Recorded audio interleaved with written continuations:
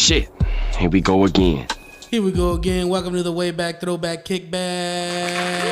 Another episode. Here we are. I'm Busy Thick and my wonderful co-host, Ash Loka. Yay. Oh, I got classes. Yeah, we got classes. We're the co-host. She's no Tony, but she's better. We have a wonderful episode for you guys today. We have the very talented Murf Ray. He's new into the scene relatively. He's been here and there. He's here in Tucson. You guys need to check him out. He's up and coming for sure. He's a hilarious guy. And we have a special surprise musical guest. Can't wait to surprise you guys with it. This week's mic was at Laffs. Yeah, Laffs, one of the best, first comedy club in Arizona. First and only. And Tucson. No, not the first. Well, and only in Tucson. First in Arizona, only in Tucson, and the best. Yeah, if you're looking to have some fun on the weekend, hit us up. We know a guy that can get you tickets. They come out, support. It's a local family business. Buy some tickets. The cool thing about Laffs is they offer that. You buy some tickets, you sign up for their mailing list after you go to the show, and you win tickets sporadically. So you win some free tickets. It's free tickets, 8 tickets. So definitely support the family business, and you get some goodies from it. You know. All right, we're going to cut into our sets from Laffs. It's always a good time there, so we'll take a look at that now.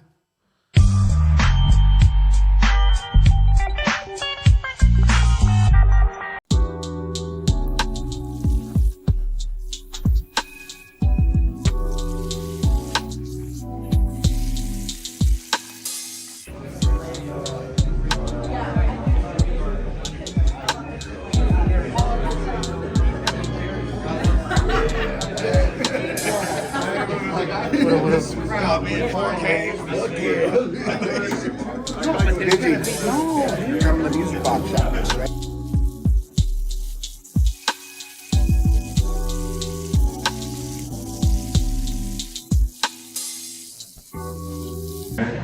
I don't know. All right, guys, give it up for our next comic, the one and only Ash Loka.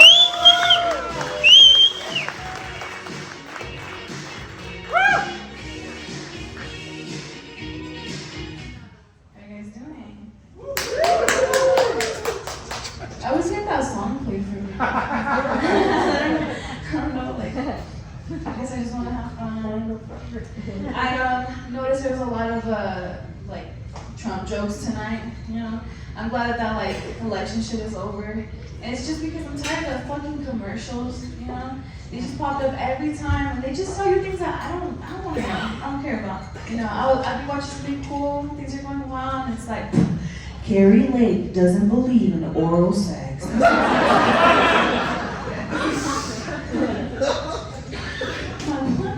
I turned to my boyfriend though, and I'm like, she's happy running this country.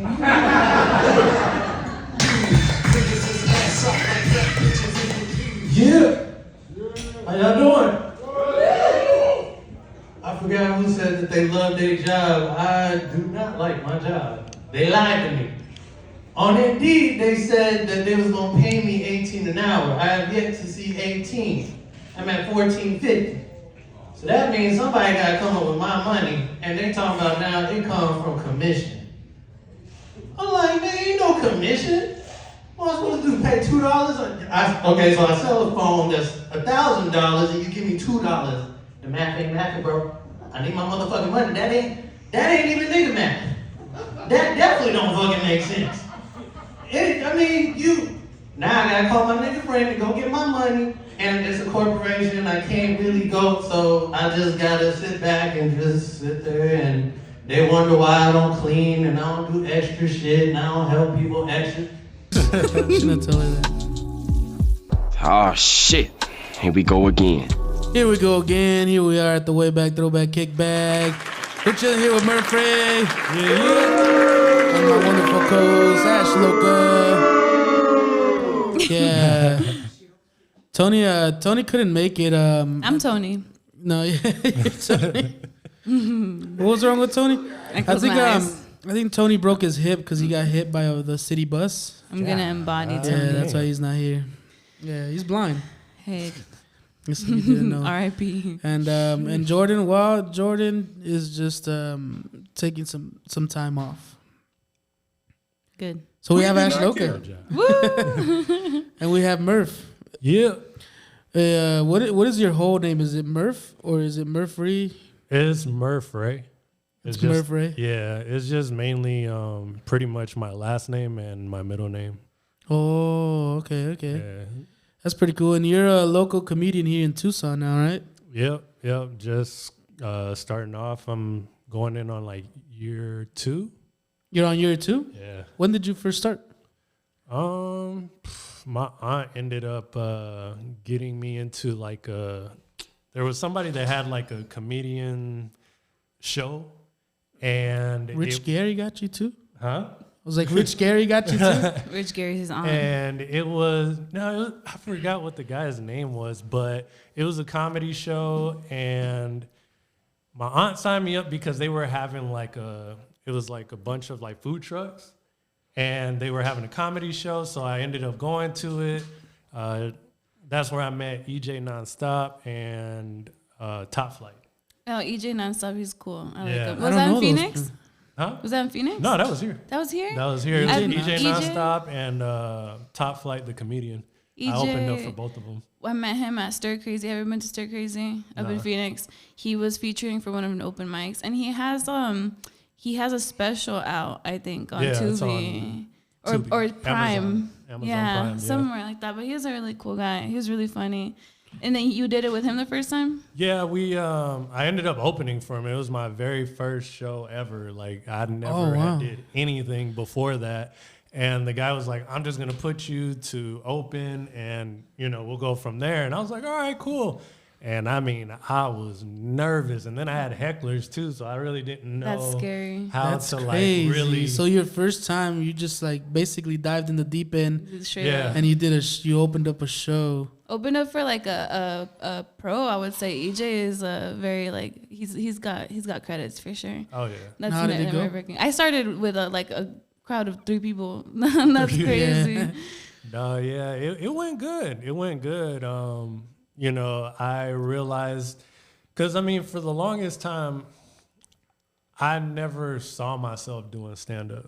I always saw myself as an actor. My grandfather was a stand-up comedian. Yeah. And he would always, you need to start doing stand-up. I'm like, no, because I did a lot of music, and when the crowd is silent, that's a bad thing in music.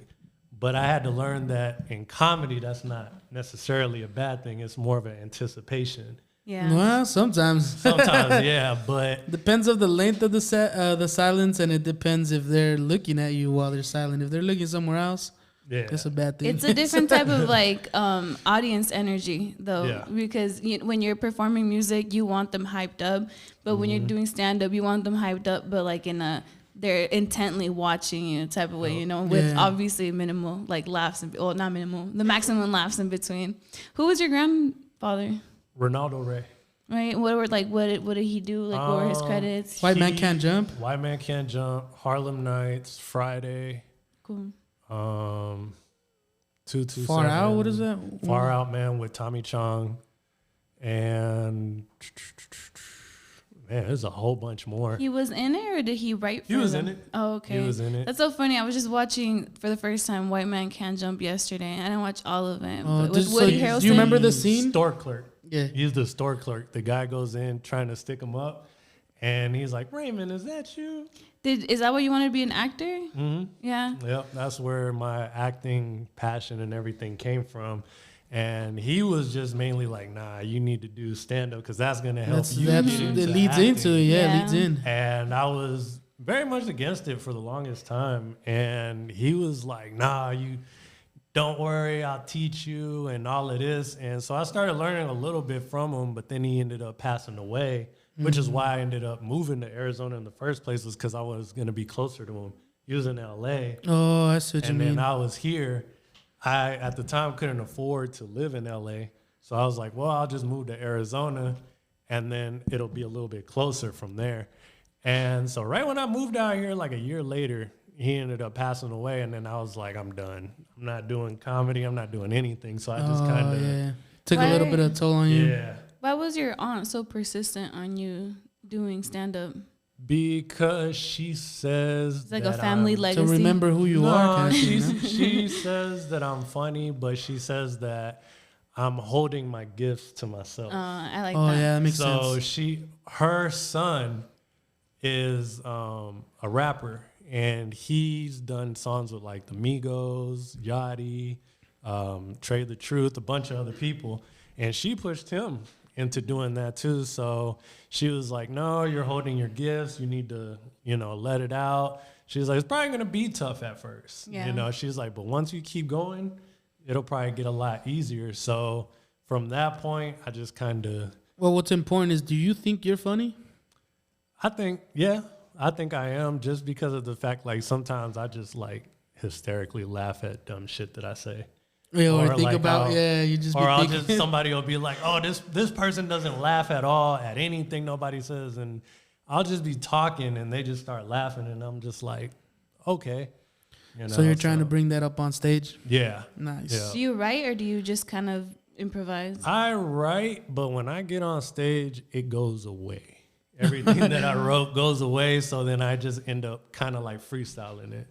So, I mean, I've had some where I'm like, okay, and, my homeboy is the bro is the one that, will video record everything. So then when I get it, I'll look at it and I'll go, oh, I think I can make a set out of this, or I think I can take this. And, yeah. So I'll just start piecing together like certain things and go, oh, okay, I think I can, I said this for like 20 seconds, but I think I can expand this on the that's kind of how I started writing jokes. Is that I would riff something on stage, record it, and then if it did well, I would go back and listen to it and then write it down. Yeah.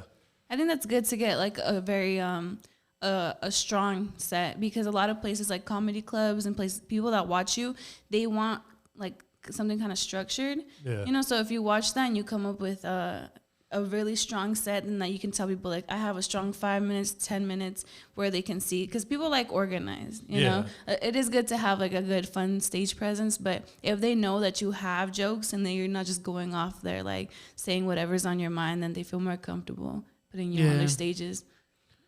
So do you remember like your first joke? You started not too long ago. Honestly, not even. I was so nervous. I think, let's see. Nah, I really don't. I think one of them, you know what? I think one of them had to do with, I had, the week before that, I had gone back home to El Paso, Texas to visit family. And being half black, like, church at black churches are long. They're like 2-3 hours long. So that was pretty much my set. I was just, talking about how long they are and how, pretty much being in there is like fasting. And, by the time you leave, you got to clock back in from work and, all kind of stuff like that. So, and it was just, I had nothing really, because I didn't know what I was going to talk about when I was up there. And when I first did that show, EJ and Top Flight came up to me and they were like, yo, you really killed that shit. Like, that was really good. Like, all you got to do is just start to really piece certain things together and then make it get a little bit more confidence, and like really just do this and this and time the laughter and where you want it to laugh at, and you'll be good. And so that's when I was like, okay, because they didn't know that I was related to Ronaldo at the time. Oh, I see. They just kind of told me off rip without ever knowing anything about me. That's a crazy opportunity to get right there, man. Just like, they didn't even ask you, like, have you done this before or anything? They're just like, go ahead, open. Yeah, no, it was just like, they were like, hey, you really did your thing, a little bit more practice, you'll be, really funny. And, at the time, EJ had stayed back for like, I think a couple months. So like here and there, we would, go here or go there, mainly I ended up was at Laffs. Yeah. That was, So do you have like a set? Do you have like your act? Do you like a structured set?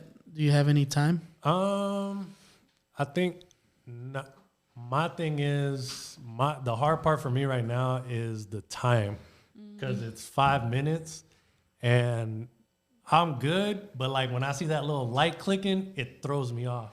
No, and that Laffs is 3 minutes, Laffs so is I 3 can minutes. see Oh, like is why it? it's like Yeah, you did 4:26 the other night? Thursday, and I was like, I think he thinks it's 5 minutes. Because that's what they were saying. Normally it was, from all the videos that I had, I thought they were going to be 5 minutes, unless I don't see the light and I just keep going. Yeah, I think that's and the I case. think that's probably what it is. That's why you get flashed. Yeah. So the only Yeah. reason, if you ever see a flashing light, that means you're already like a minute late. Oh, Yeah. okay. I thought that was like, hey, bro, your time is coming up type shit. Well, No, something that's else. like you've been up there for a while. So Other you'll never- places will give you 5 to 10 minutes. I think at Laffs, definitely choose like your one if you have a long joke, or 2 best jokes that you can fit in 3 minutes, and that'll get like, you know, they'll listen to you. They'll like, I think it's just a good idea to have.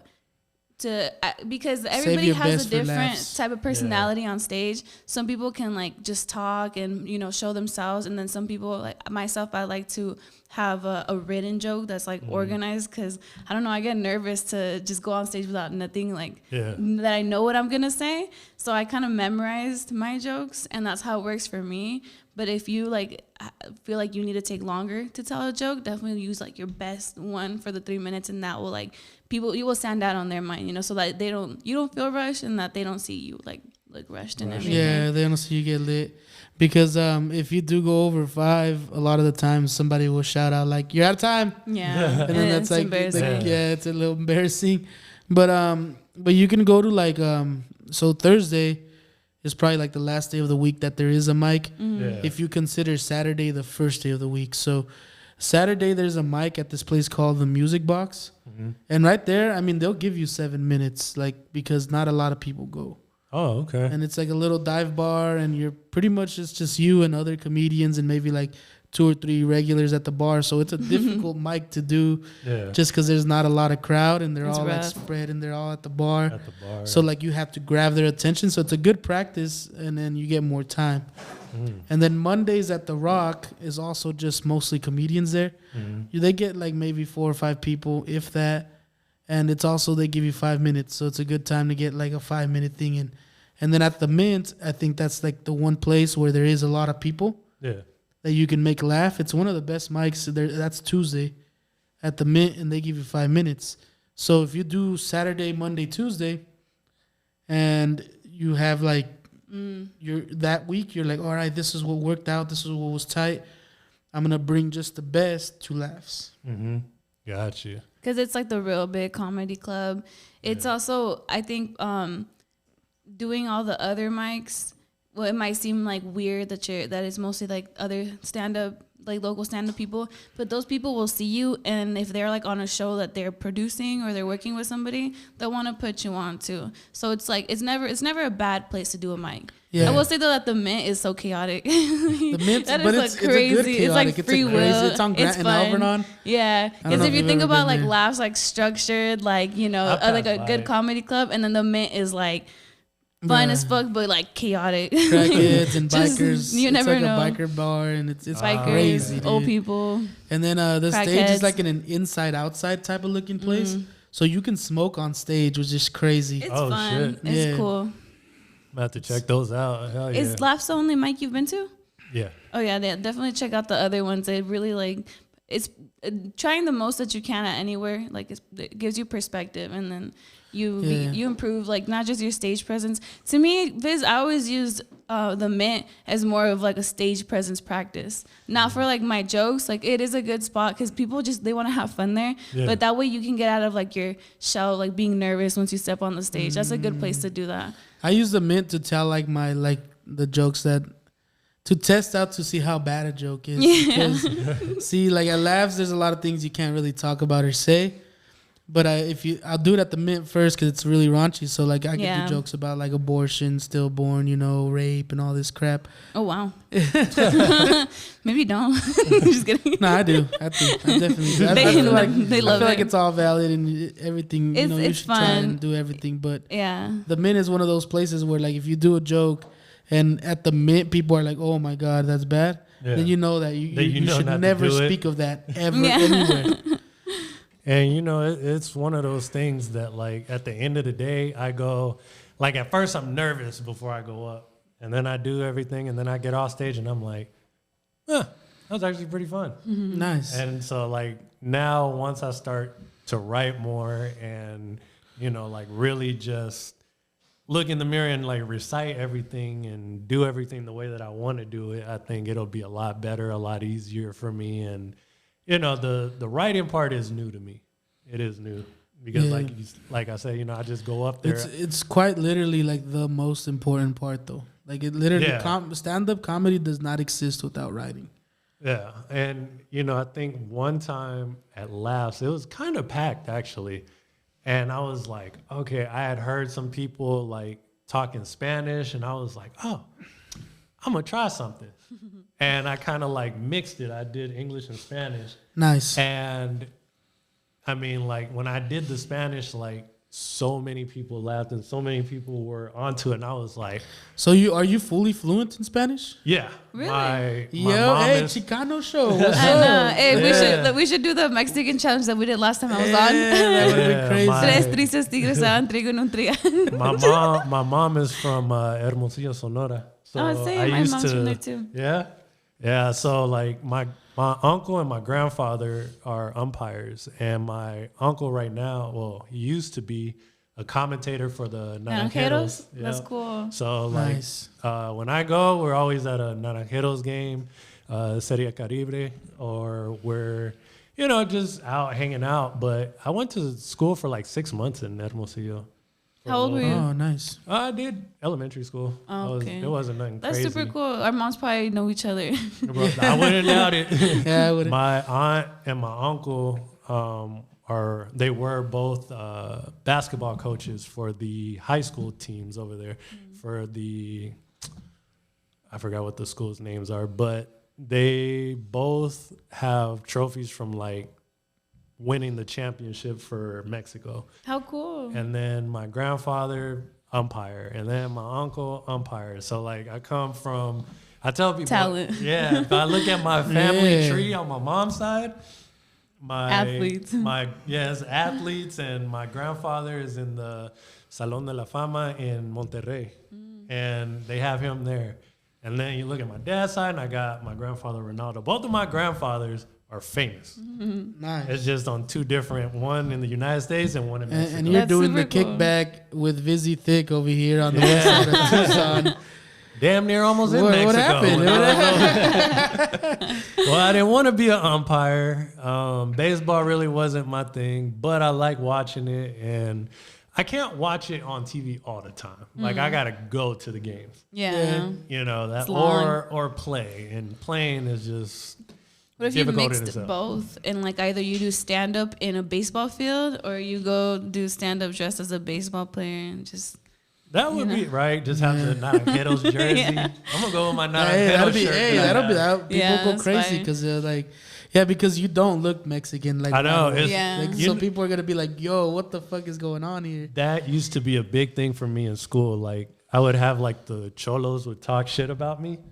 And Spanish? in Spanish. You're like, and what? then I would just be like, pues a tu mamá le gustan los negros. And they'd be like, oh, bro, my bad, bro. I was like, nah. That's funny. You know, so it started, and then after that, they start being cool with me, and they'd be like, hey, we're not going to tell our friend that you speak Spanish, all right? And they'd be like, hey, it's the kid. Try to get No, them caught no, up. no, Yeah, nice. And so then I funny. go at them, and then they'd be like, oh, shit, he knows Spanish? I'm like, I know more Spanish than half the Mexicans that live out here. Yeah, they know I respect Spanglish. that. So, I respect that. You know, That's cool. That's really cool. So, I mean, it's one of those things, and it's fun. It's fun kind of to, so like, funny when how Mexicans light up when you speak Spanish. Because when you said Oh, that, Biz and I looked at each other like, he's fluent. Like that's tight. I was yeah, born in fluent. Agua Prieta, Sonora, so Oh, I'm like really? full Mexican. Yeah. You got the shot? Ah, You he got the shot. You got the shot, baby. That's when people go, oh, I'm from Mexico. Nah, bullshit. Let me see your arm. They're like, there you go. I'm like, woo, yeah, you Mexican. I got the proof. Yeah, so I don't got it. You If know? they ever round us all up, that's what they're gonna look at. Shit, I'm trying to get my dual citizenship so I can go. Because if shit goes wrong out here, I'm We're going going back. there. But hell yeah. I mean, well, me and Ash, we co-produced the Chicano show recently last year. Oh, yeah. Y'all went on that tour, right? Yeah, I saw that. Like, Jesus is the main owner of, like, the whole Chicano show thing. Yeah. And he throws me and Ash there as co-producers just because we're, like, not saying that we're the only Spanish-speaking I comedians, think we might be like one of the close only to ones, being, like, dude. the only ones. Yeah, So, like, and we are always looking for if you're in this, more. like, if you're in it, then damn, man, I would appreciate that. We'd love it. That'd be super we'd love cool. You, we'd Add love more you to be people. an element there because we need more Spanish speakers. There's not a lot. And there's a comedy big audience, I mean, in Arizona, next to the border Yeah. of Mexicans. Like, my mom, that's the reason why I started doing it, because she doesn't speak, like, she speaks English, but, you know, Spanish is, like, her mother language. Yeah. Like, so I wanted her to go to a stand-up show so bad, and I talked to Jesus about it, and then, like, just the Chicano show stuff has been growing since then. And we did a full Spanish show that time. But I think it was Spanglish because some people didn't want to do English. I did the jokes in Spanish and then I would translate then in into English. Yeah, that was hard. That was Yeah. fun though. And then our tour last year in May, that was really fun too. Flagstaff, Yuma. We sold out in Yuma. Sold out. That was so dope. cool. So like, yeah, We still have a there's Prime there's special a big, coming. there's a big audience for Chicano I stuff. think like with me, like my mom tells me, she goes, you have a different perspective because you're half black and you're half Mexican. So Literally the two races that have the best and most complex humor. Yeah. I feel like, you know, black people and Mexicans have the most complex humor, like the funniest people. Yeah, it reminds me of your Cholo story that instead of being mad, they kind of like brought you in, like, you know, then they were like, I ended up being everybody's friend, you know. They would all, hey, come here, my homeboy knows Spanish and shit. So, you know, and then you look at different, like, I look at different perspectives of like, okay, being, like I used to tell people, I'm like, man, sometimes I'm torn because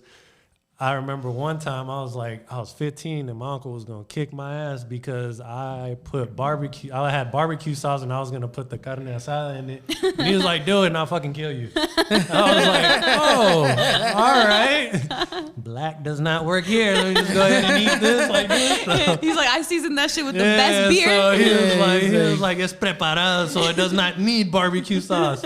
I'm like, okay. And I tell people, I'm torn between carne asada or short ribs. Like, I don't know. Sometimes I eat both. It's cool. Yeah, that's what hell of With a barbecue some collard is. greens and some Jamaica. And, you know. That sounds bomb. So, you know, that's I just fucking kind of like go off of that. And that's something that like really like when I said like, you know, I try to extend the joke, like there's like a part in my head that's like, hey, what if we throw a little Spanish in there? You have to. You know, what if we throw a little of this? That's and then it's great. like, oh, all right, like maybe this will work.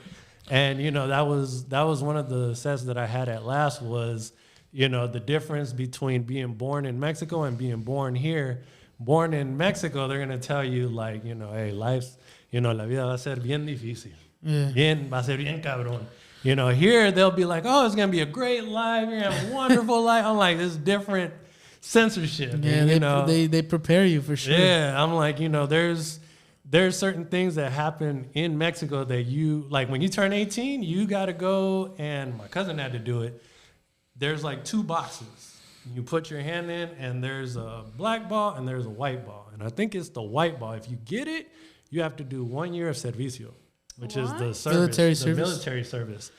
And if you get a black ball, you're good. You don't have to do anything. My cousin ended up getting the white ball. So he had to go every morning, 6 a.m., out the house.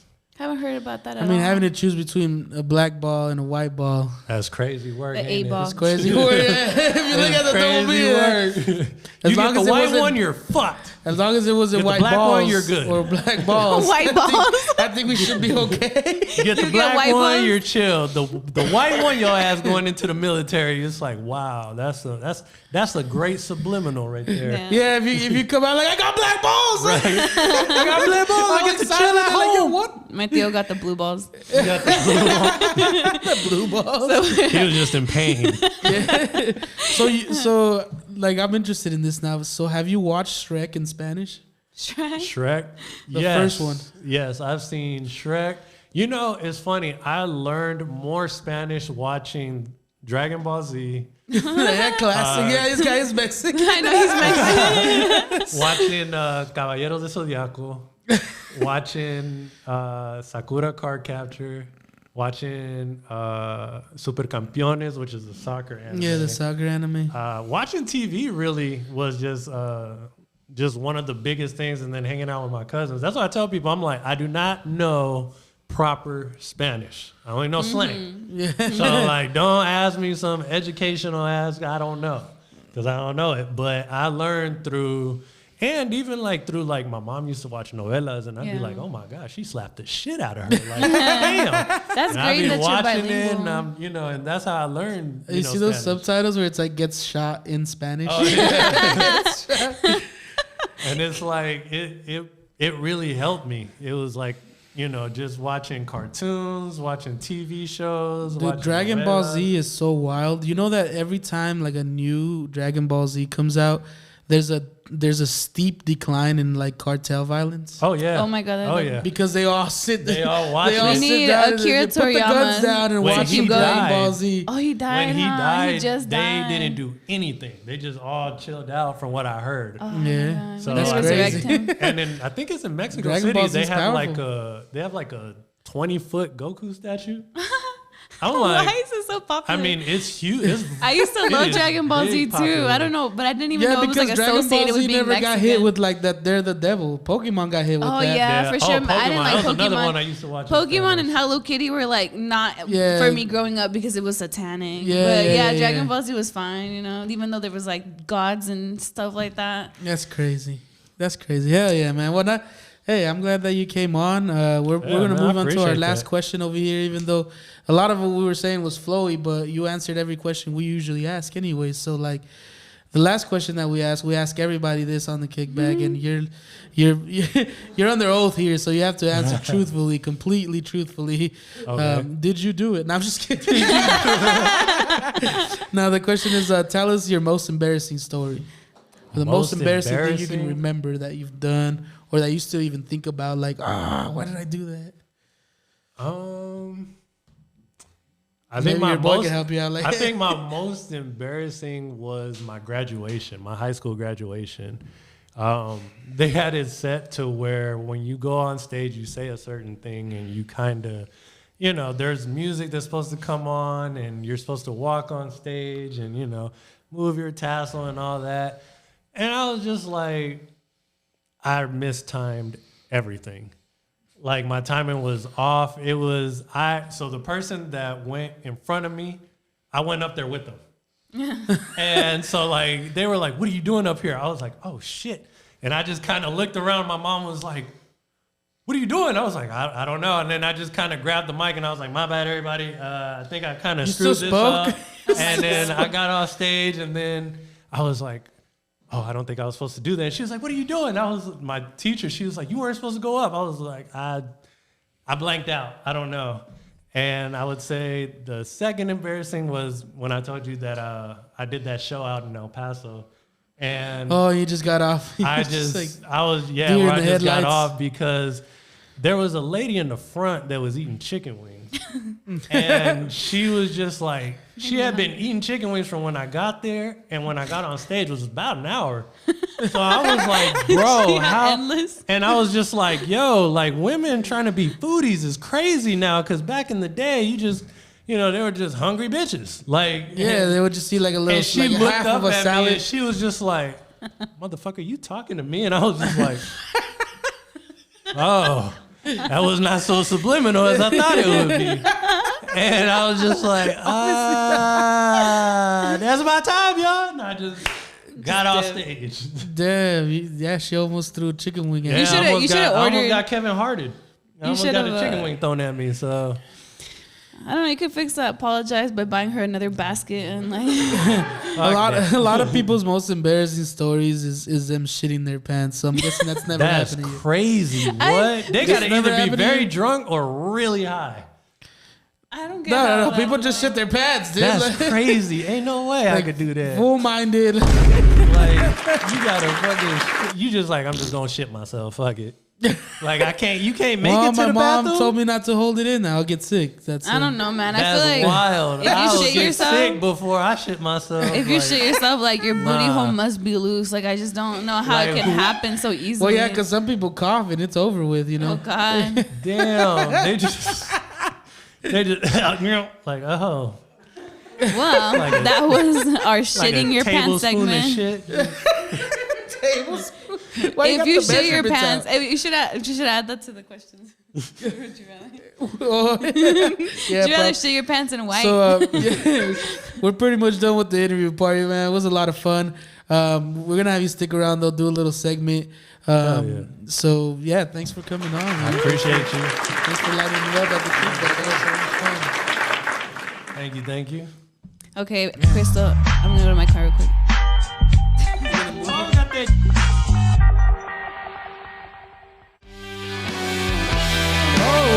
Alright, we're gonna play Lesser of Two Evils. I'm your host, Busy Thick, and my co-host, Ash Loca. We're here with Murf Ray. Murf Ray, you ready to play? Yeah, I'm ready. Let's go. All right, man. You did bet your car on this, so I'm just letting you know right now. We're here to find out who's the lesser of two evils. Yeah, who's the lesser of two evils right here? So this is kind of like Would You Rather. It'll start kind of chill, and then we'll move into some raunchy stuff. That's like that you would say probably when you were 10 years old. So Let's do it. Let's ready get for it. the first one? Let's go. We'll have you answer first, and then me and Ash we'll make an opinion, and then we'll argue about it until we about hate each other. All right, let's get it. All right, so let's see. Would you rather be born with no arms or 4 arms that don't work? No arms or 4 arms that don't work. Yeah, you just got appendages at that I point. just got noodle arms. Just 4 of hanging them down. too. 4 of them. Then no arms. No arms at all? None. That's Because the four don't work. You just might as well have none. I don't know because What about you, Ash? What you gonna do with 4 dead arms? You can see the thing is like don't work is a concept, like you could find things to make work with it, like you could. Okay, but here's the thing. Let's say somebody like Vic here comes up to you and just starts like moving your hand all on them, like, yeah, why you touching me? What you doing? That's Why you perfect. touching They're me? making Yeah, it there work. you go. Yeah, you know what I'm saying? So, It's just like you said. like, but I he's just- doing what he wants with your arms. Like people I gonna just come feel up like like, I oh, can- why you fondling me? There's Oh, opportunities I just there. feel like I can swing my chest around. And It's like I can- self-defense, right? If you Yeah, you get in can a still fight, slap what you gonna ass. do with 4 noodle arms? Just swing them. You just spin. You spin, exactly. Your arms don't work. No, they don't work, right?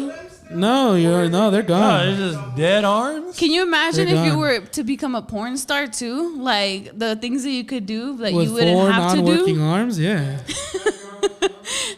Yeah, they People got would like just- strings and shit, just pulling your arms around. People would Yeah. watch that. Oh, that's a good idea too. Yeah, you don't have to maneuver them. All right. Well, yeah, I would go 4 arms, man. You're crazy. You're gonna be born with no arms. 4 arms that don't work, don't do nothing. Like how you But gonna all right, drive? what if you could like stick a wire through them and like have them in a certain position and then just kind of like Like a dendrophiliac. yeah, you just have just like oh Oh, Make imagine me the look like the Halloween Buddha costumes today. you could do with that shit too. Yeah, like, dude. Okay, come on. is it 4 floppy arms or is it like 2 are like this? just and no, the just other imagine one's your like arms this? didn't work. I'm sure you Just could none? like I'm No, imagining then them floppy, no honestly. arms. no arms. Good answer. Good. So you're gonna have 4 useless arms to no arms. I guess so, man. I got a lot of useless family members that I would do better without. So I guess I get your point. I feel that 100%. Sometimes more is better. More is better. All right, yeah, I'm gonna go with the 4 arms. But you're gonna all right, no arms. That's interesting. I got you. We'll see Next we'll question. see where you go. Next question. Would you rather be slightly thirsty no matter how much water you drink, or slightly tired no matter how much you sleep? Slightly tired. I'm I'm tired. I'm part of the high sugar bloods, and I got sleep apnea. So both of these things are already true for me. But you'd rather be slightly tired? Yeah, I can work through tired. I don't know. If I drink water, I am not trying to be I feel like slightly thirsty. you're picking at the all. more of the 2 evils every time. Ash, how do you feel, man? Dude, I think I would rather be thirsty because you can sleep and like regenerate, but if you wake up and you're tired, that's just gonna fuck up my whole day. If like I'm thirsty all the time, I'm just gonna carry water with me, or Yeah. I'm gonna like do that SpongeBob helmet where it connects the tubes into your mouth and you just drink water. Like So- that's- Not only that, here's- it'll remind you to drink water more But often. look, here's why I say that, right? Because think about it. Comedy, right? Stand up. You doing long hours. Once you start making it to that point where you traveling a lot and everything, you're always going to be slightly tired. Not if you get some. Not if you get some But you're sleep. always gonna be thirsty too on stage. But if you sleeping too much though, it's like I don't know. For me, I've always just been like I'd rather be slightly tired doesn't bother me. that means that you can function while tired. Yeah. So that doesn't bother And I me. can I function can't. thirsty. I can function thirsty. I cannot. If I'm thirsty, I need my water. Really? Yeah. No, I can't function tired. Thirsty, I think I would just keep chugging water, which I wouldn't mind. I like drinking water all day I like drinking anyways. water. You know, and on stage, like you can drink too. You know, you can't sleep on stage. I You can guess, drink on stage. It's interesting. Can't sleep on stage. Although Half Buzz tries. Shout out to Half Buzz. We love you. Shout out. Second time. I don't know. You don't know who Half Buzz is, right? No. You're about to find out. Do you wanna? In like a month or so. Oh, But God. Is he coming back? he's coming back. So let's see. All right, let's move on to the next one now that you've made two horrible choices so bad. Would you rather have a horizontal butt crack or a vertical mouth? What the fuck? Oh, that's just crazy. Take your time. That was wild. Where do you even think of this shit though? Like you They're just gonna get waking worse and up worse, like, yeah. These are all things I know, he surprised that me are too. possible, you know. One day, what if you Possible? wake These up are with possible? a horizontal Who butt the crack? hell do you know? Whose butt crack you looking at? And you like, oh, that would make a If great you question. think about it, if somebody with a vertical or horizontal butt crack existed, would you think that they would let it like be shown to the world? You know, like they could exist, but nobody knows that they exist. I think if they could did be Pancho. exist, I think they're gonna keep it to themselves because they Exactly. probably don't want nobody to know. All right, well, we want to know which one would you prefer then?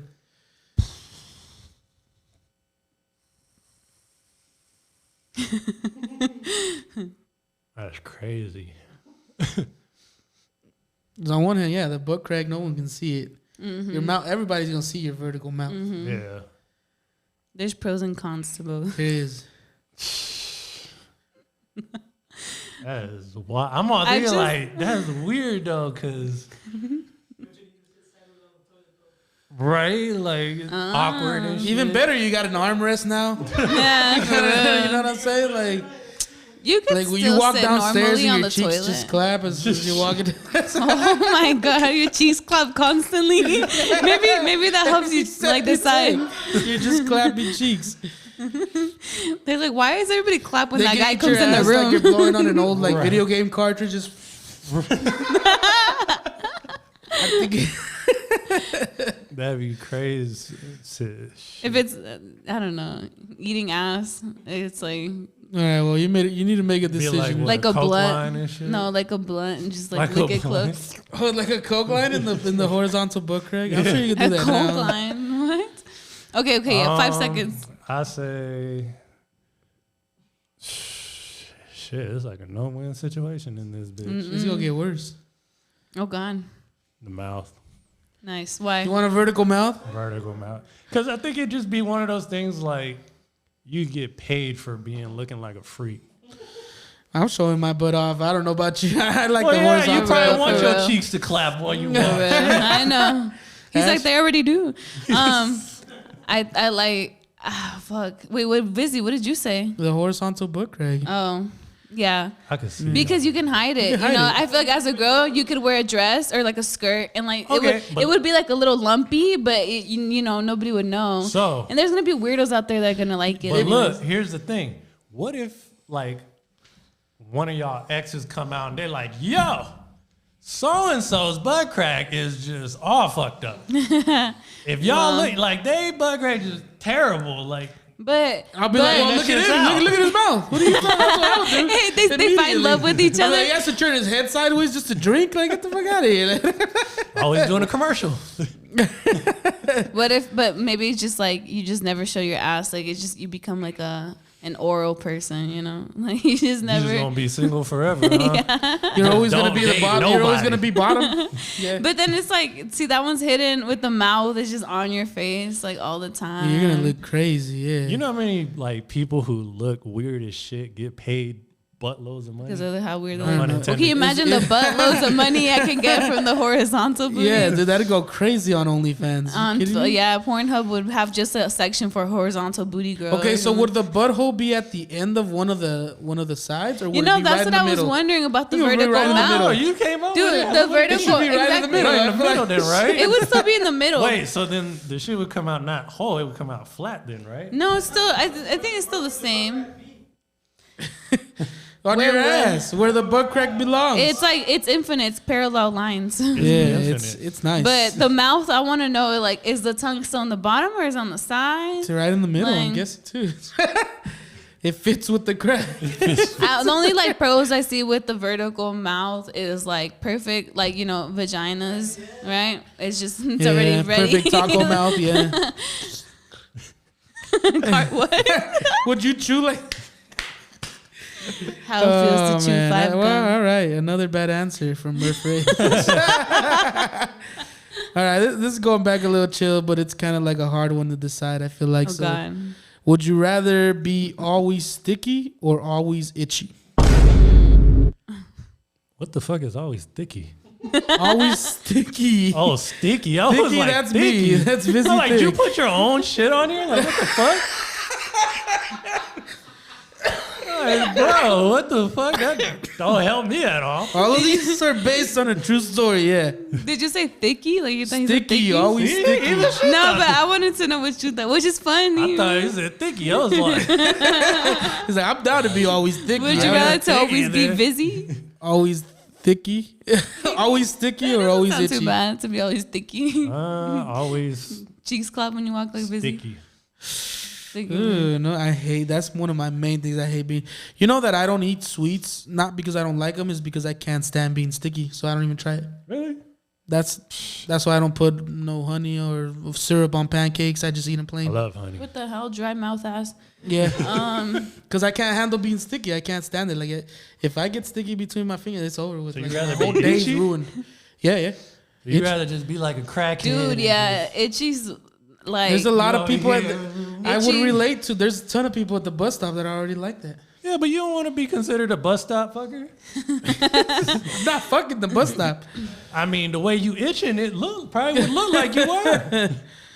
I'm going See, with like the itchy, See, sucks sticky. because I've had allergies this past week and like my ear itches and my throat and my nose. But that being said, I'd rather be sticky. I'm saying, like, get No, rid of but- stickiness, whatever. You can't. No, Sticky, you're can always you? sticky. Oh, You always cannot. sticky. I don't It's care. like you wash it off and it's Like still as a- like just slime. A 2-year-old has never come at you with like hot Cheeto, gummy bear fingers, and just touched you. Yeah, just, and I'm Yeah, just like, dude. What do you want to do to that kid? Is punch him, right? I Like, feel like I don't know, dude. It Sticky like doesn't bother me. Itchy is it annoying. bothers, yeah. And then like with sticky, I feel like there could be pros with that. You know, you could find something good to come like out become of the sticky. next Spider-Man. Then Like yeah, dude, sticky-ass just Spider-Man. glue That's- yourself to the yeah. wall and just start climbing shit. Yeah. Or you could get away with crimes, like you know how like they fucking go around the ceiling. I don't know, dude. That's good. Nah, I don't know about that. I'm not handling sticky, but that's good. That's good. We'll move on Hey, to you the next become one. like, you know those like toys where like it's like a little guy with like little rubber hands and feet, and you throw him to the roof and he gets stuck there, and then your mom yells at you and you have to get it down with the broom. hold on. So you don't eat cinnamon rolls? Nah, can't. Wow. That It was makes my important. hand. It makes my hand sticky. You're like the Can't do it. first thick person that I know that does not eat cinnamon buns. The first fat person that you know that Yes. doesn't eat cinnamon buns. Yes. I don't. I can't. I don't do Because it's nothing. sticky. What if you put gloves on? You know what? Maybe. Or eat it with a fork? Cut But that no, shit. the thing is like Oh, I once have you a small eat it and it mouth, start and then, getting into it, So you're like, just like, I would have to like cube it up, maybe put it in a blender or something, drink it with the God straw. damn. Ugh, But gross. nah, I'm not going through that trouble. I just rather so stay off sticky. of it. Sticky's So the winning itchy answer. is for you, yeah, sticky. All right, well we're moving on. This will be probably easier for Ash, probably harder for us. Would you rather give the first 80% of the blowjob or the last 20% of the blowjob? You guys answer this one first. So say the blowjob's 10 minutes long, right? Would you rather be sucking dick for 8 minutes Sound or effect. 2 minutes and get cum in your mouth? I'd rather die. That's a good answer. Shoot me in the head. That's not an option. It is. Yeah, nah. No Diddy. No Diddy. I'm going with the no Diddy on this one. What about you, Viz? Nice try, Diddy. Huh? What about you? Man, well, if he answers, I'll answer. Truthfully, too. Yeah, no, that's truthfully. Kill me. He's gonna kill himself. Just go ahead and kill me because ain't neither one of them happening. It's either 2 minutes or 8 minutes. The 8 minutes suck, right? Because it's long. But the 2 minutes, you get nutted.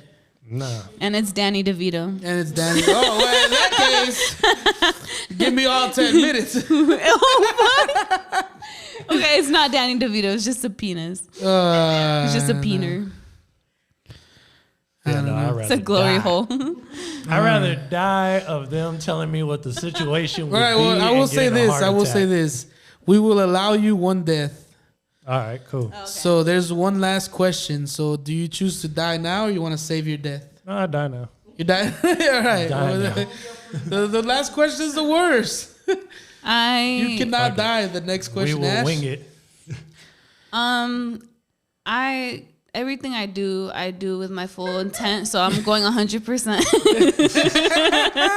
Well, it's because I was telling him though, because if it's like, why would you suck dick for, what is it, 18 minutes? No, the full one. What's the 10 minutes? It's a 10 minute 10 dick minutes, second. and then like the 2 minutes. I know you get nutted on and all that, but you're gonna suck dick for 8 minutes and be like, all right, that's fine. Like you dap out when you leave. Like if it's no just homo. 2 You gotta minutes, say no and homo. then like they come. Like I don't know. I've also heard like guys like they've tasted their own cum. I don't know, not everybody, but I don't know about me that. as a girl. Just to make sure I'm healthy. I'd rather not do like a the freaky thing. No, I'm hanging out with. I don't know. That doesn't You're matter. hanging out with the wrong crowd. It's I'd Whoever rather do y'all the are, shorter y'all amount of nasty. time if I really had to. Not the 100. All right. Well, here's the last question. You don't get to die anymore, so you have to make a decision on this one. All right. Dios Ready mío. for Can it? I? Do I have a death too, or is that just him? You got a death, or I guess no. We don't got death. Just him. No, we don't. Yeah, Okay. we have to decide.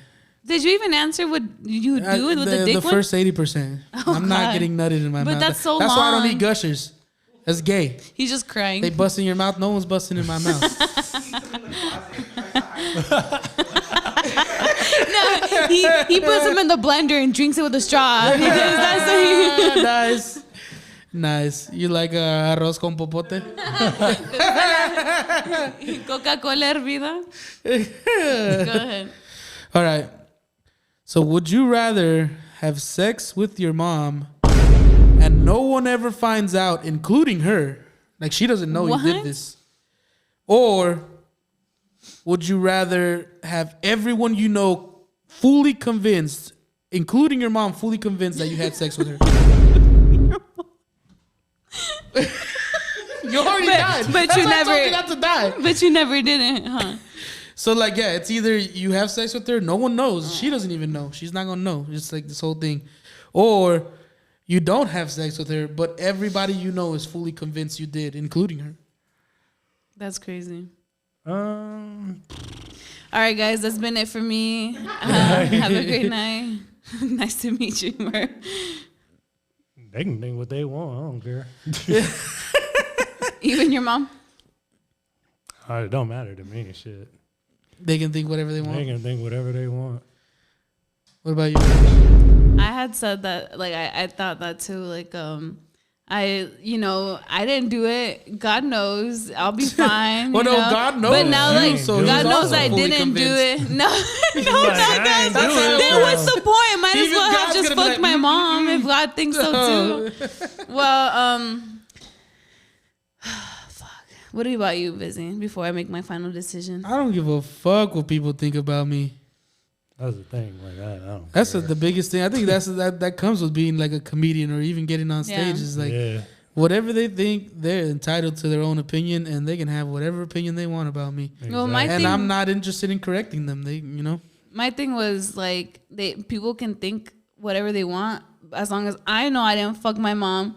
Cause like what am I gonna do have done that but nobody knows? Like I'm living with that fucking memory With and that trauma. guilt Fuck no. and all that, I'd yeah. rather have them think I did and Yep. not have done it. And not Even have if my done- mom thinks I exactly. did, which would be fucked up, but I didn't do it. So Yep. also my mom would believe me. Shout out to my mama, Mercedes. Nah, she's fully convinced. She's like, ¿por qué? Oh, God. That's such a horrible thing. Yeah, to that's do, so but- fucked up. I don't know why you added that fucking part of your mom being convinced. I thought it was like, Well, it's gotta, you know, that it it's makes too sense. easy, you know. God, that was crazy. I'm going to church. Hey, on the way over here, there's this church that's like, this weekend, are you gonna choose Sunday or Sunday? And I was like, damn, that made me think about Sunday it. sounds pretty good. I'm like, She am I just kept passing by. Oh, I'll think about it later. Didn't even go. Well, She was yeah, like, you got Sunday strip club on a Sunday because they got half off drinks or something. I don't know. They Is that what don't. happens? What are the deals? Do you know? Yeah, you know. No, is there We deals can't go to at a strip clubs because we hang out with a blind guy, and every time we mention the strip club, he gets all sad. I was gonna ask, is he blind? Yeah. What? What do you mean? I Is he blind? I didn't know if he was, because he gets on stage like nothing. Yeah, a Because lot he's of been people going don't. to the same stage for 10 A lot of years. people don't believe that he's blind for some reason, which Bruh, is I crazy. don't. Like, I see him and he be walking around like normal. He I'm has. like, oh. It's not like completely blind. He can That's see a what I- little bit. That's what I thought. He could see a little bit. He It's ain't- a- he's not it's Stevie called- Wonder blind. It's no, called he no. can see shapes and shit. Oh, like, okay. Well, keratoconus. then he's not all he'll the way still blind. grab. He'll still grab bitches' wrist though and try to like do the Do the Ray Charles shit? Yeah. You know what I'm talking about? You know what I'm talking about? He's like, hey, my fingers ain't touching it. I don't want you here. But yeah, that's why we can't see him in the strip club because he just wants to read the braille on their booty cheeks. On their nips. Yeah. We had to take him We to call him Vegas. Poca Luz. That's Pocahontas. our nickname for him. Tony Pocahontas. It's like Pocahontas. Little light. Tony. Yeah, low light. I Low guess. light. That sounds like a cool like rapper name. Tony Low Light on the beat. I can't see, but I can sniff feet. He's freestyling over there. Holy shit. Hey, Tony can freestyle too. Yeah. Good times. Well, that was riveting. Well, that was the lesser of two evils. It was, horrible. you failed horribly. I feel like I need You know, to go to church after answering some of we're those. Sunday instead of Sunday for sure. Next Nah, coming up make it here. a Sunday, not a Sunday. Hell yeah, man. Good shit. That was Lesser of Two Evils. I'm your host, Busy Big. And I'm That was Ashley Murf Ray. Yeah. And then a big shout out to our priority sponsors. We have Western American Housing. They build park models. They do transport of oversized loads, mostly mobile homes. So if you're looking for that type of service, hit them up, Western American Housing. And we also have Laffs Comedy Cafe. Woo! Yeah. It is the only comedy club here in Tucson. The one, the only. Yep, they Since the have an 80s. open mic every Thursday. Sign-ups at 7, Shows at 8. Shows at 8. shows at 8. So Shows Laffs every weekend. Also, fantastic shows every every Friday weekend, and Saturday. Yes. Hit us up if you want tickets. We know where it's at, so let us know. We know a guy. We know a can guy get that us knows the guy. tickets.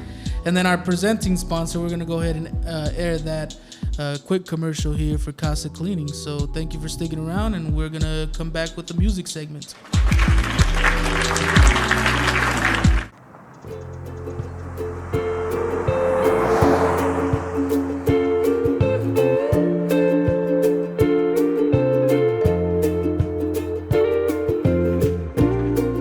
Kasa Cleaning Solutions. We're excited to work with you. Bye now. Hello, my name is Karina with Kasa Cleaning Solutions. We are a commercial and residential women-owned local cleaning company. If you need reliable and professional cleaning services, please consider using Kasa Cleaning Solutions. To learn more about our work, please refer to our reviews on Google, Thumbtack, and Yelp, or visit CasaCleaningsSolutions.com. Thank you for supporting local businesses.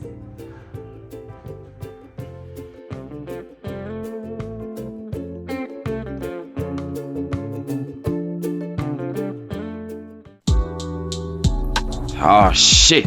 Here we go again. Here we go again. Welcome to the music part of the Wayback, Throwback, Kickback. I'm chilling here with the great musical artist, YML NENE. Is that right? Yes, sir. Thank you. What's up? I was hoping it was NENE. Not pronounced what? Not pronounced like a weird way. What would be a weird way? I don't know, like if you were white, you'd probably be like, it's Nen. I've gotten Nene. Nene? Yeah. Oh. Are you related to Tacos El Nene at all? No, I get that a lot too. Or what is it, El Nene? El Nene, yeah. Yeah, I get that a lot too. I'm not though. I am not. Nice. So what's the story behind the name with the YML and the Nene? Yeah, so YML comes from, well, first Nene comes from my nickname. So, right? Your government name, yeah. Government name is Renee. So Nene, Renee kind of go hand in hand. When I was younger, that's just what they called me. I kind of just stuck. So the YML comes from when I started to kind of dabble into the scene as far as music and hip hop in the local aspect of it. I had a cousin that had was rapping for a while, and his friend, and they went by YML Kevo and YML Lefty. Wow. And they kind of explained to me what YML meant. They were kind of just starting out. I think they hadn't really released music except for on SoundCloud and whatnot. And I had came to the picture and was like, well, let's just get you on some shows and stuff, kind of like, let's see what we can do. So I got him on a show, and then kind of just, you know, one thing led to another, and then just stopped making music. And I was like, my cousin was like, dude, you can make music, you can rap. I'm like, no, I can't. He's like, write a poem. So I wrote a poem. When I wrote that poem, I sent it to him, and I was like, man, maybe I can write music. So I started writing my own music, started going as Nene Senior as first, because I had a junior. I have a son, he's older, his name's Renee as well. So I went by Nene Senior and just thought it was a play off kind of clever type thing. And then it went to like a, you know, I kind of loved the YML aspect as it stood for You Must Love, and I kind of took it and formed it into something that was mine. And I talked to my cousin about it, about if I'm able just to, you know, take that and run with it, because I love the idea of it. And that's what I did, man. From there, I want to say 2017, 18. Maybe a little before that, I took on the YML name and kind of just formed it and made it one of my own.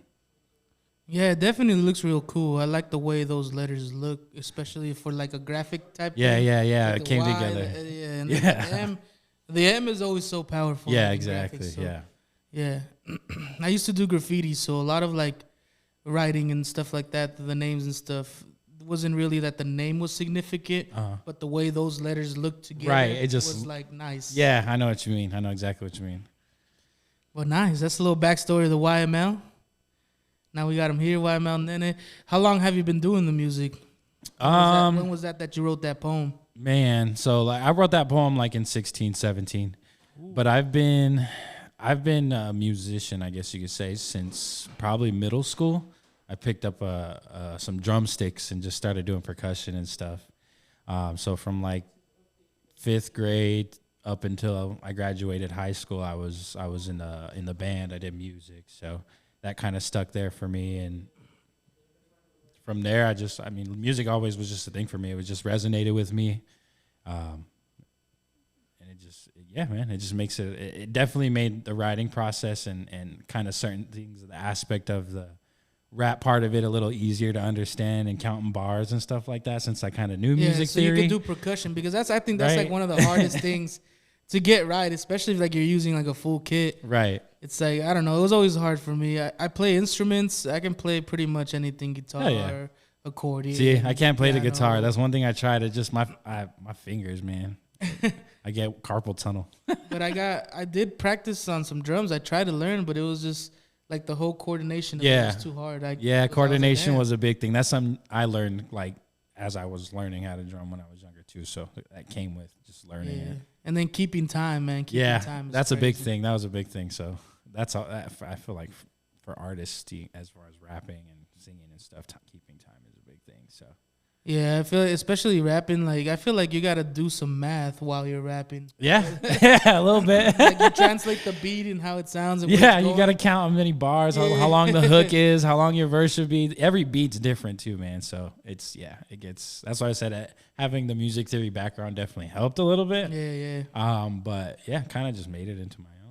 Cool, man. And do you make your own beats? Do you produce, or do you just? I dabble into making beats, but I'm not a producer. I haven't given out any beats. I've played a few beats for my homies here and there, but no, I don't make beats. Nice. But that's pretty cool, man. when you do record, where do you get your beats? Where do you record? How does that process look like? Yeah, man. So I record at MTM Studios. I'm part of a collective. It's called Music the Motive. It's me and 3 other rappers and a recording engineer. So we record at our studio over at Lucky Roll. Actually, it's tucked away in the back there. Oh, shout out Lucky Roll. Yeah, shout out Lucky Roll. Shout out Chepe. So that's where I record, and a lot of my beats honestly come from right now. I guess for a few years now, I've been tapping in with this producer that's actually overseas. I want to say Europe somewhere. I don't know exactly where, but we talk on Instagram and stuff. And he's a cool dude. His name's Ramen Beats. So shout out Ramen, man. His beats are crazy, real boom bap, real gritty. I mean, you've heard if you've heard my music, you know. I mean, most of it is Ramen beats. But I try to stay local too. Like Tilla DeHun was here for a while. He shot us some beats. We got Act One from Atlanta that kind of stays consistent with us. Yeah, and other than that, man, just random beats on YouTube like everybody else, if I'm being honest. Yeah. That's pretty cool, dude. And then that MTM Music, The Motive. Yeah. That they were actually the first ones. This is a little bit of Vizzy history. They were the first to ever book me for a comedy show. That's crazy right there. I got booked by people who make music for comedy. My first time ever. And it was in May 10th. It was the Mother Lovers show. Yeah, it was a Mother Lovers show. And I had started March 23rd. So I was like a week and a little bit into comedy. So I don't know why I took that booking opportunity. Nah, bro, you killed it. Like I said, when we saw you, all of us there, we were sitting there watching. Like you killed it, man. That shit was hilarious. It was funny. I might have gotten a look. I did one show before that but that was kind of a cheating thing because I did it. Like I got the venue and I did all the flyers and like. Hey, sometimes I mean us artists throw our own shows. It's not cheating. Yeah, well, that's the way that I saw it is that I was talking to another comedian and he was like, "Yeah, to get on," because I wanted to do more than 3 or 5 minutes that they offer at the open mics. Right. And I was talking to people like, "How do you get on shows and this and that?" And they're like, "Oh, you got to have at least 2 years of open mics under your belt to even ever get considered to be booked. Huh. Like it's gonna be a while before you get booked." And I was like, "Well, if no one's gonna book me, I'll book myself." Hell yeah! So I booked myself. And then I was posting all the reels that I did at open mics on Instagram. Right. And that's when Flemfade, shout out to him, he hit me up and he was like, "Yo, I seen some of your reels. We're putting the show together. You want to be on it?"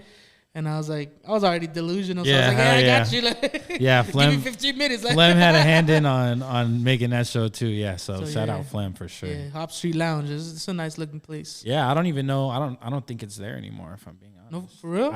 Don't hold me to that, but I don't know if it's there anymore. And I was gonna do the second anniversary. That was 2 years ago. Yeah, that was a long time ago, bro. That's wild. That's wild.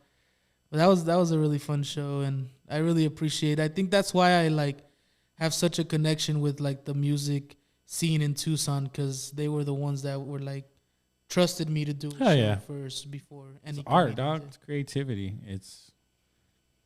We want to as far as me, I can't speak for everybody else, but we want to see the community win. If we all win, all it takes is one type thing, but it's got to be the right person. You know what I mean? Yeah. Because were you born here in Tucson? I was born here. I was born here up until I was about 12 years old, and I moved around a bit because my stepdad was in the military. Oh, okay. But then I came back here about 11, 12 years ago, I want to say. That's a long time. Yeah. So no, you're a Tucson local. You're a Tucson guy. Oh yeah, I love Tucson. And yeah, like you said, it takes. That's what my thing too is. I wasn't born in Tucson, but I came here at a very young age from Mexico. Okay, hell yeah. So I was born in Mexico, but Tucson's my home, man. I've moved to Phoenix, I've moved to New Mexico, and I'm just nah. I want, if I do anything, I want to put Tucson on the map. Yeah, man. First. It's just it's hard to explain the type of when you're from here, it's hard to explain the type of, I guess, toxic relationship with the city. Yeah, toxic I swear I can change you, Tucson, and Tucson's not if I change you first. Yeah, or they don't want to be changed. You know? Yeah, I get you. Yeah, exactly. So that's how I feel Tucson is. That is kind of how it is, and I just want everybody to see that. I do that thing where people take pictures of their babies. Like, Yeah. That's what I do with Tucson. I'm just like, come on, everybody love it. Look at it. That's a good analogy. And people That's are like, funny. get this shit off my feet. Oh, that's funny, man. Hell yeah. But it's gonna take one of us, man, because there's so much talent here. Like There there's is. There's a lot of untapped. Everybody does like something crazy creative. Like so, like it's gonna take one person that loves the city to pop off, and then it's gonna bring everybody. Everybody's gonna enjoy it, man. Tucson's gonna. It needs to be known for the artistic town that it is. Yeah. It's a very artsy town. There's a lot of murals everywhere. It is, bro. It's very artsy. There's a lot of artists. There's so much going on. It's like I just feel like people deserve to see it. Yeah, man, for sure. I agree. I agree with you. Tucson needs a win, man. Yeah, we need a few wins. Yeah, we've been losing ever since we lost the Thirst Buster lizard. These Polar Pops suck. I can't believe they did that, man. I know. I was like, bring back the Thirst Buster. This is the coolest name. Oh, man, that's funny. Hell yeah. But yeah, that's the whole point of this show is trying to showcase what's local Tucson. Right, yeah, no, people, this show's dope. People have hit me up like, oh, I got some artists from LA or this and that. And I'm just like, well, like, of course I would do that. Like, it's an opportunity. Right. But before I like venture to like musicians from out of state or even in Phoenix, or before I venture to like comics from like Phoenix or somewhere else, I want to like have everyone who's in the scene first, and then I can start expanding to that just to give them that space. Because that's dope. I mean, that's what I'm about. We appreciate that, man. From us to you, like we appreciate that for sure. Hell yeah. And there's only like 50 comics. I know that sounds like a lot, but there's like 50 comics in Tucson. Sound like a lot. Is that typically not a how? I guess not. Nah, because if you look at places like Phoenix, San Diego, I guess you're right. Vegas, I guess you're looking like at 120 people more, probably, in and out. Yeah. So Tucson has about 50 to 60, because some come in and out, Right. But consistently, like 50, the open mics get like a consistent like 28 to 30, sometimes 40 at the last one, the big one. So that's, that's 50 episodes. They man. do, They do open mics at Laffs every week. Every Thursday, yeah. For the comedians. Yeah, it's a 3-minute set. So it's like a comedy open mic. I haven't seen anyone really do music there. No. They do, but it's like comedy music. Yeah, They'll go up with the guitar and like some Adam Sandler type shit. Yeah, that's dope. Some shit like that. I gotta check it out. I've actually never been to Laffs. Oh man, you gotta come. Not just to open mic, but you gotta come for the weekend shows, because that's when they get like big name comedians. Okay. And you roll through on the weekend show, man, and it's a blast. I'm gonna have to check it out. You get to see what like a headliner looks like. Yeah. Like I'm gonna have to check it out. Somebody that could command the stage for an hour. It's crazy. That's dope, bro. Hell yeah. Are the headliners?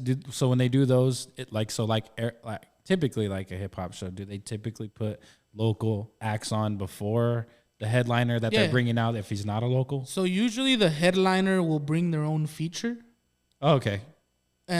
Or very rarely do they bring their own host. So it's a host, a feature, and a headliner. But most shows have a host, a guest spot, a feature, and a headliner. Okay. So the host will always be locally sourced. So unless the headliner brings their own host, right? The one who runs the show over there will book someone from here locally. So I've hosted the weekend before, and I've done a couple guest spots. That's dope. With and it's pretty cool because you get to be in front of like 150 plus crowd. Yeah. That's all like concentrated in one area. They're there to do and see comedy. So like, as a host, you got to be kind of comedic too, don't you? Super comedic. That's right? That's the whole thing, because you're coming into a cold crowd. Right. You're getting everyone excited. So you have to get ball rolling because that's what they call it, a cold crowd, because people are just getting there and they're seeing what's up. Yeah. But you get people laughing, and it's just kind of like a snowball effect, and that's like the desired effect, so that by the time you get to the headliner, crowd's warmed up, they're ready to laugh, they've been laughing. That's cool. That's dope, man. Sounds a lot. It sounds the same, but not the same as like how a hip hop show would be, man. Like in a hip hop sense, show, yeah. Right, like your two or three acts versus our 6 acts. You know what I mean, max. Yeah. So. Well, you definitely want the host. The host, I feel like at a hip hop show's always got to be like super energized. Yeah. Typically, though, I mean, from what I've seen, I guess that's something I don't know if maybe it's just something because it's the shows I go to. Not a lot of hip hop shows have like a set host, or the host isn't on the fly. It's usually just the person throwing the Like event, producing the show, or he's on the like myself. If I'm producing a show, I'll put someone that's hosting. If not, I'll host it, but I don't make that known. You know what I mean? You're not like, So it's I'm yeah. gonna be your host So it's tonight. like it's the same, but it's not, I guess. But I feel like hosts for a hip hop show or any type of show at that is a good idea. Yeah, man. So you can get a hype man out there. You Yeah. can get everybody ready. You can get the crowd. Because, like, what I notice a lot is that people kind of be in the shadows, or, like, they're in the way back seats, you know. Like, they're just waiting for somebody to come in there with energy, bring everyone in, and then have a good show. So Yeah, man. No, for sure. it's a good use for a host. And maybe we should try, like, a comedy host for a hip-hop show. Yeah, that would be That'd funny. be a little different. Cause that would be different. Yeah, we've had comedy and music. But if we have like just a comedy host or a hip hop show, like all the acts are hip hop or whatever type of music, Hell yeah. I think that would be actually something kind of unique. Yeah, that would be hard. That means, so if you're watching this, we're gonna do it first. And if you steal our idea, thank you for watching the show. Yeah, That's all we I can say. appreciate it. And you better not let me catch you. No, but that's a great idea. We should definitely. I'm putting that in my mind notes right now. So we're gonna definitely plot on that. Keep putting it in the subconscious so it flourishes. Yeah. Nice, dude. Nice. Well, I mean, man, I do like to ask a lot of people that come on the show that if they do anything else that's also creative. So like I know that you do your music and you do the visuals thing. That's the one thing I wanted to ask you about. I feel like you are a little more passionate about the visuals. Yeah, man. Lately, it is, and I could feel that too. I think I had to talk about this with my homies on the team. I'm like I'm kind of trying to tap back into the artist rapping side of it more, because I am more tapped into the visual side right now. I picked up that camera and just started running with it. You know what I mean? And it's just so fun and easy, and it's not like, I guess so comes natural to you. but it's like, for me, it's like I love when I'm doing something, I love, I guess, not to do it quickly, but if I can get it done from beginning to end in an amount of time, on my time, in a sense that I want, and see the finished product. Photography and videography lets me do that quick, because I can go shoot something 2 hours ago and have it done within the next, depending on what it is, few hours later. So it's like I'm getting the product the same day that I'm doing it. Whereas if you do music, you might record something that you recorded 4 or 5 years ago and you're barely dropping it now. You know what I mean? So it's like I love the quick turnaround, I guess, with the videos and pictures and photos. And I guess that's why maybe I've been feeding more into it right now. You know what that's called? What is it? ADHD. That's why I know I got ADHD. You didn't tell me that. I know I got ADHD. Right. You get that quick anxiety, dopamine. bro. I already know I got bad anxiety. Yeah, dude. So I've been telling myself to take a step back and tone it down a little bit on the visual side. So a lot of the stuff I am going to be posting will probably just be me and my team. But if people reach out to me and they like what I'm doing, I mean, I'm not going to turn it down. I mean, I love it. So, dude, the whole reason that I do this show is because of ADHD. Because, you know, I'm in the scene. I've been in the scene for almost 2 years. In March will be my 2-year anniversary, which is not long at all for a comic. But for me, it seems long because of my ADHD. I do a lot of different things, and like I usually see the quick turnaround. So like I have like 30 different hobbies, and I pick them up based on like trying to stay busy and get that dopamine in. Right. So I'll pick it up, I'll learn it real quick, and I'll do all these good things with it, and then I'll just be like, all right, I'm done. Boom, drop it off. Move on to the next thing. Comedy's been the one thing that I've stuck with the longest, but it's like a marathon. Bro. Yeah, it's man, like, I feel you. I get like, not that I get bored of it. I'm still passionate about it, and I hate to say that. Right. You know, because it's my art, but I'm like, yeah, like I gotta find something else to do. I feel you, bro. I picked up the camera like in February, maybe. No. It's only been maybe 10 months, 11 months since I picked up the camera. Not even a year. And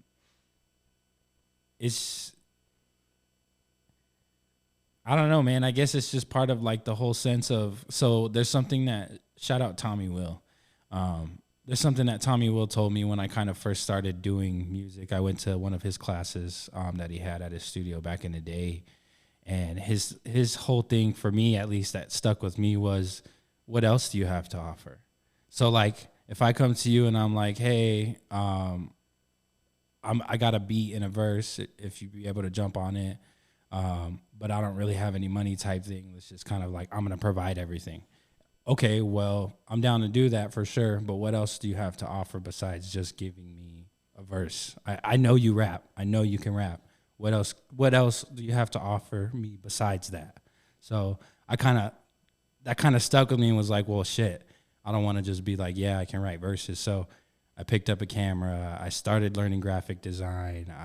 Because I use it. You never know when you're going to need it. If an artist hits you up, there's been multiple artists like, oh, can you remove this background for me? Believe it or not, people don't really know how to do that. So, yeah, sure, why not? Boom, takes 2 seconds, done, type thing. So it's like now I have more than just, I can write music to offer you. Like, okay, let's write this song. I'm also going to shoot our video, and I'm also going to make the cover art, and I'm also going to, I don't know, get some people in to help me think of other things to do. Like I have things other than just rapping now. I have stuff to offer. So that was my whole package, that was my whole concept of trying to learn to do things.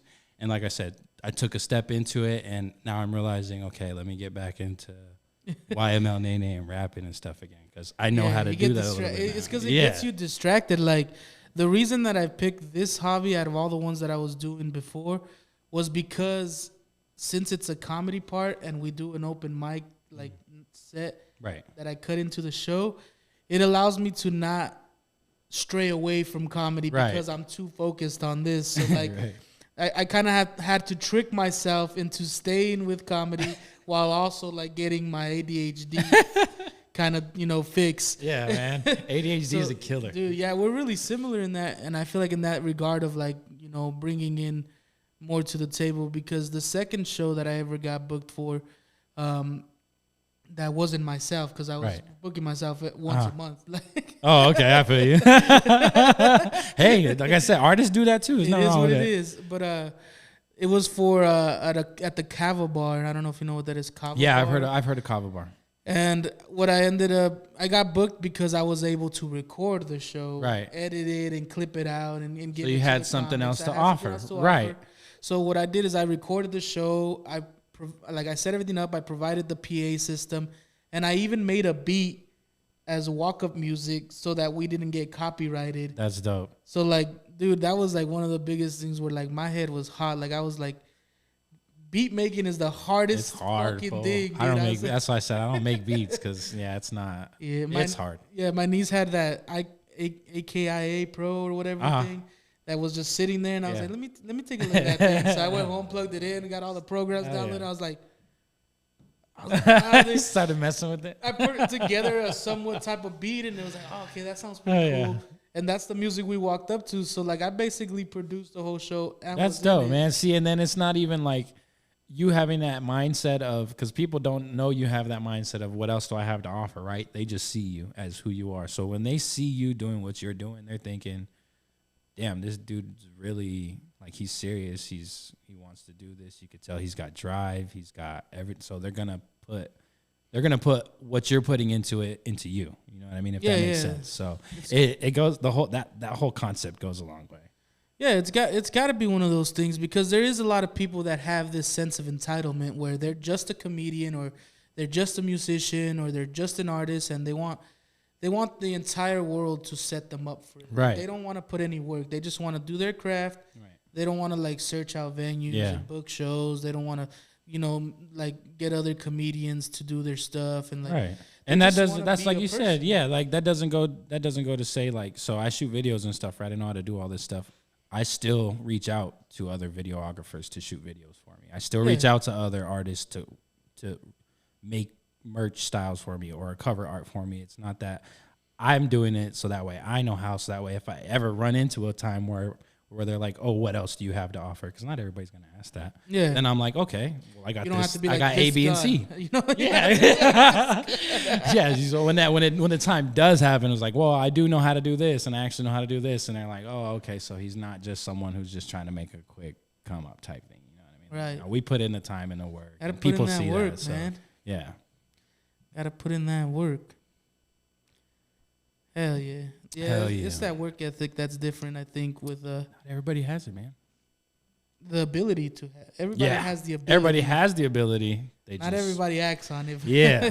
Sometimes I wish that more comics would, like in our scene. Uh-huh. Sometimes I'm like, I want to kind of choke on it. And the reason for that is that, like, I've been to other scenes, like at Vegas, San Diego, LA. Oh, Like, yeah. I've been to other places and done open mics and stuff. And, like, yeah, they're good and they have a lot Right. of people there.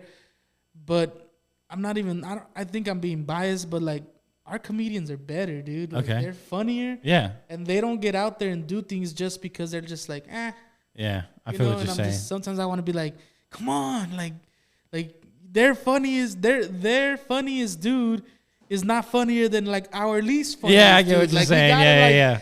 That's we how can artists feel crush, all like- the time too, man. That's I feel like that's almost, Every scene? Yeah, every scene, man, because we feel the same ways too. So Well, that love is what drives it forward. So right. I think it's okay to be a little delusional. Oh yeah, man. It's what I like to Necessary? call it is but then it's like I mean, it's friendly competition at the end of the day. We're all here in the same spot at the same place, so it's a matter of who's gonna make it to the top the quickest. I shouldn't even say first because, like I said, once one goes, the right one, The right one, yeah. it's go It's time. everybody. Yeah. It's everybody, yeah. So. Because if you have that friendly competition in your scene also, and you're always like, you know, everybody's always at each other, like trying to Yeah. get better and better, then your whole scene becomes Yeah, better. And we then all start growing and Yeah. being better than one another. you and go outside yeah. of your scene, and then they're like, "Where are you from?" And they're like, "Oh, I'm from the Tucson scene."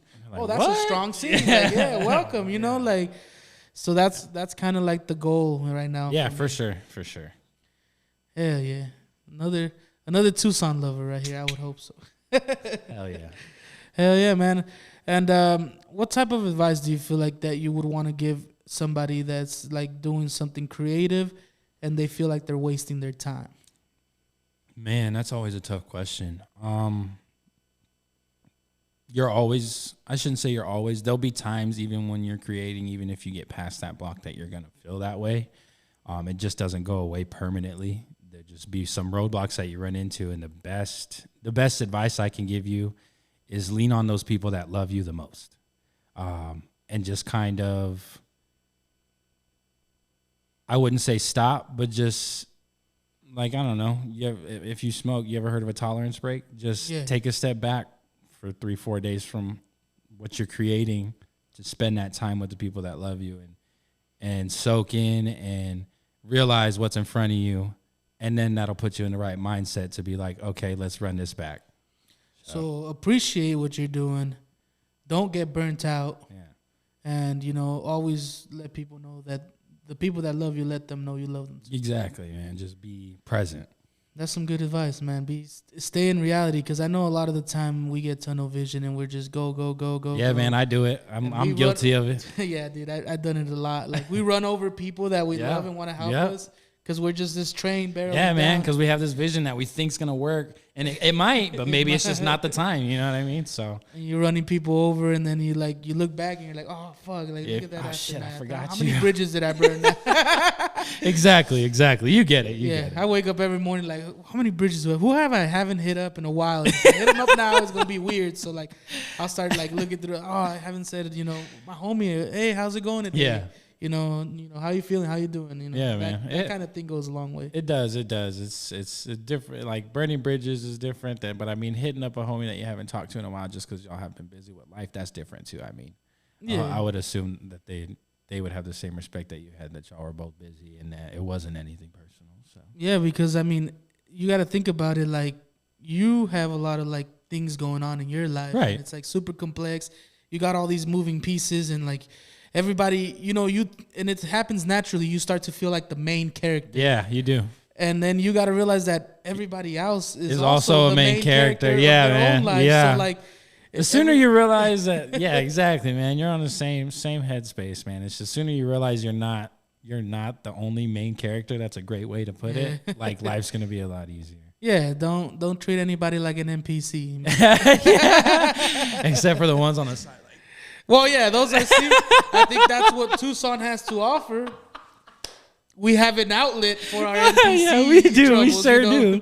If you want to feel like the main character, walk down Grand and Alvernon and interact. I promise you, they'll take you on some quests. Oh man, that's funny as hell, man. That's too funny. Oh man. Shout out 12th and We got everything. 12th and Ajo, 6th and Ajo, Grand and Alvernon. Oh man. Prince and Oracle is They're crazy. everywhere, man. They're up on the north side now. My favorite parts. My favorite areas in Tucson. Who was it? I don't know if you ever heard. I think it's Hump House. You ever heard of the DJ Hump House? No. RJ. He's a DJ, and I think he made a shirt that had literally it was a list of all the bad like corners in Tucson. Like you just list, but they were on the shirt like that. I would like to do like a little Tucson tour and have shows in those areas. In only those areas. Oh, that'd be interesting. There's an open mic at the Mint on Grand and Alvernon. I've never been in there, but I pass that often. Dude, that open mic is so wild. Is it? It's so wild, so rowdy, bro. It's the only place in Tucson that you'll get heckled. Like it's really? Like, oh man, and they don't care, huh? Nah, man. It's like bikers and crackheads and like all this mix of crazy ass people. Shout out to Mint. Blue collar workers that come and get a beer after work and they're like, "Shut the fuck up, you suck," kind of. And you're just like, "Sir, your wife was asking where you are." Oh man, that's funny. It's a wild mic. It was one of my favorites though. So that's every Tuesday. Hell yeah! Shout out to Mint. Shout out to Mint.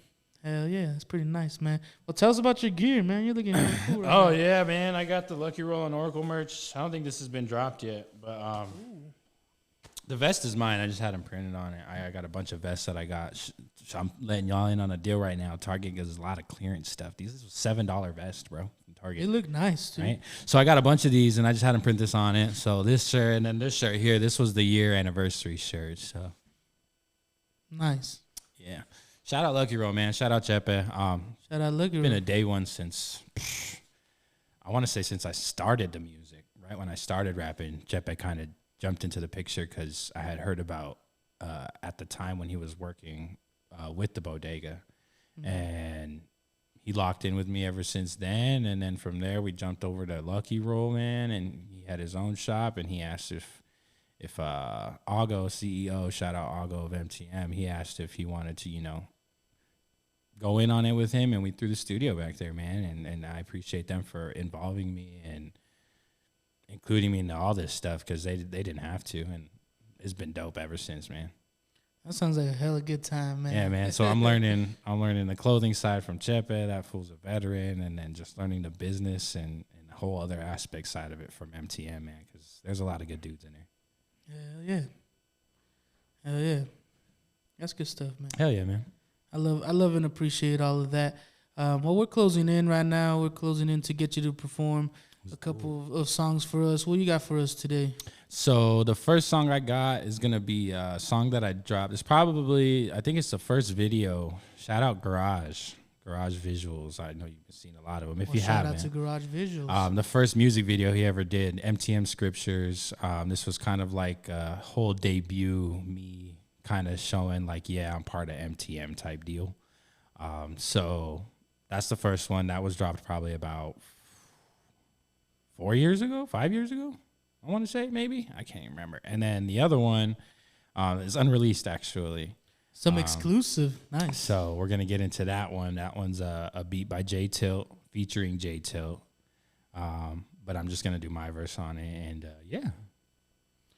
That sounds like a whole lot of fun, man.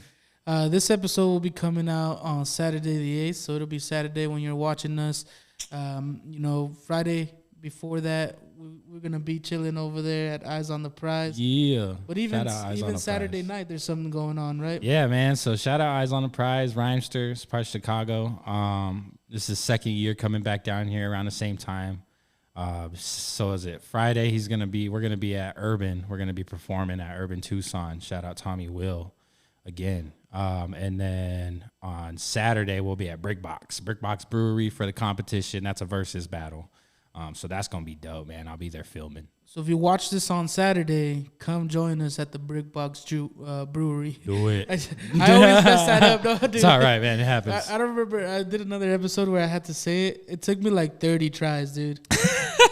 I was like Brickbox Brewery. It's like a little. It's a little tongue twister. It is a little tongue twister. Yeah, it's a little tongue twister. It's like, have you ever seen that commercial of that old man that's like trying to say flaky buttery crust? I think so.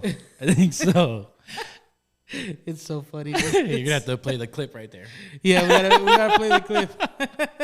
Flaky buttery crust, but he's like messing up. He's getting all mad. The line is baked in a buttery, flaky crust. Baked on a buttery crust. It's close. Buttery. Baked on a buttery flavored crust. Baked on a buttery flavored crust. Crust. Yeah. Baked in a buttery, flaky crust. Baked in a buttery, flaky crust. Here we go. Baked on a buttery, crispy crust. Flaky. I left flaky out again. Okay, sure they have that cue card up there. Baked on a buttery. Okay. Baked on a buttery, crispy crust. Jack, flaky. I thought I said flaky. Okay. Baked on a buttery, flaky crust. You should have had me do that.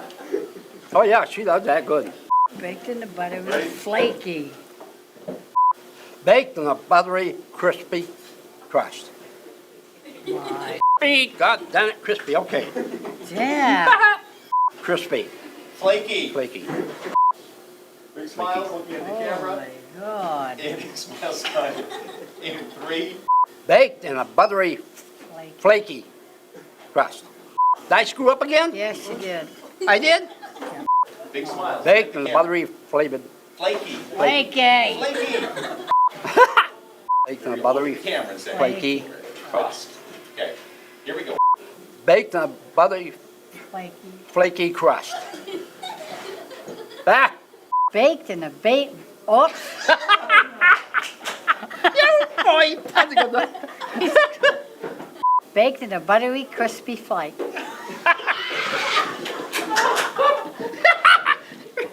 Jack, blow door. You two in the back, do you want to be in a television commercial? Can you say the line, ma'am? Baked in a buttery, flaky crust. Yahoo! That's funny, man. Yeah, shout out to that flaky butter. Oh, yeah, shout out to it. At the Brickbox Breweries. Oh, hell yeah. So, hey, man, I'm gonna let you get started. I'm gonna let you do your thing. You know, I'm gonna put the mic right here in the middle. This is gonna be you. I'm gonna be back there, you know, hyping you up. So we're ready for it, man. Thanks a lot for coming on. I really appreciate it. Thank you for having me, man. I appreciate it. Good stuff, man. We out.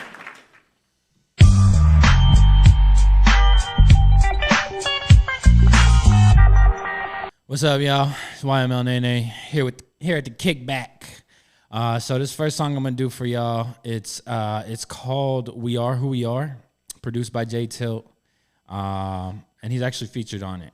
It's unreleased. So I'm actually gonna only give you my verse on it. So let's get into it. Hey,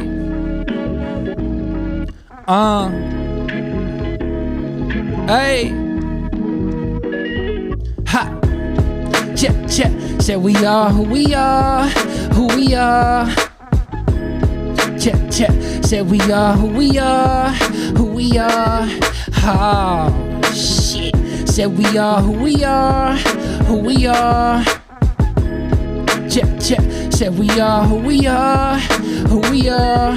Yeah, I ain't out to brag and boast, but let me tell you something. Pick up that literature, let's feed your mind a little something. Rich dad, poor dad, learn to make something from nothing. Chase the knowledge and the bag gon' come straight from it. Evil got multiple roots, some even come from blood. And we all done came from the mud, so think of something other than clout chasing for the son of Sam. Donald Trump probably hates Joanna, man.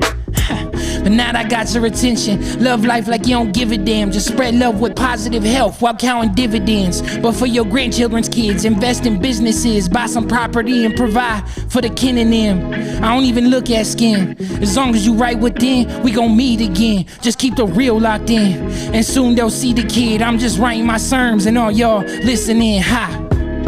Check, check, said we are who we are, who we are. Check, check, said we are who we are, who we are. Oh, shit, said we are who we are, who we are. Check, check, said we are who we are, who we are. I appreciate y'all for tapping in.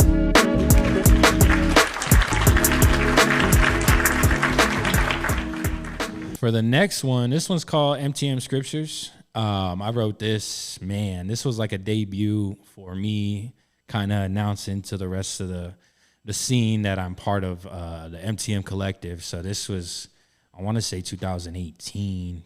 But yeah, let's get into it, man. Garage shot the visuals for this, so there's a video out on all platforms.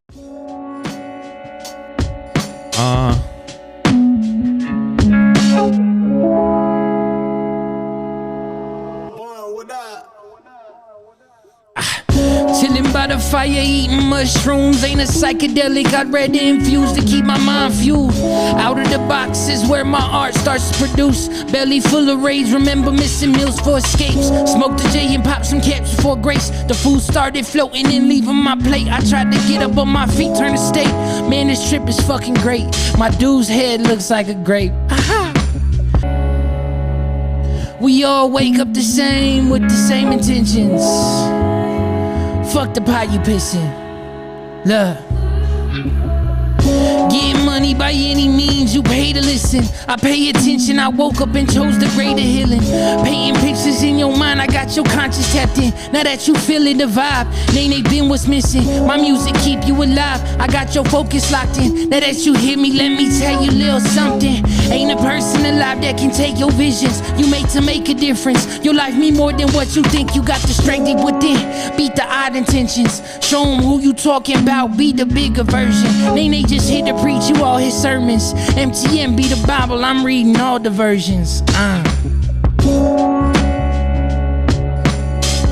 MTM be the Bible. I'm reading all the versions. Got you feeling alive and ain't they preaching purpose. Yeah. Appreciate y'all. That's MTM Scriptures. I'm YML NENE.